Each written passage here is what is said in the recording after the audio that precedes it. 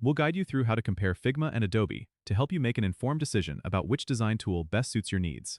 If you find this helpful, consider subscribing and liking the video. First, open your preferred web browser and head over to the official websites for both Figma and Adobe Creative Cloud.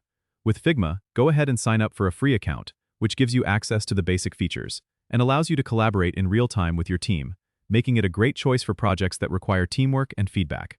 Once you're in, explore Figma's interface, which is known for its intuitive design and ease of use, especially for those new to design software. Check out the various templates and plugins available, which can enhance your workflow. Now, switch over to Adobe's website and explore Adobe XD, which is Adobe's answer to Figma. Adobe XD is part of the Creative Cloud suite, so if you already have a subscription, you can access it along with other Adobe apps.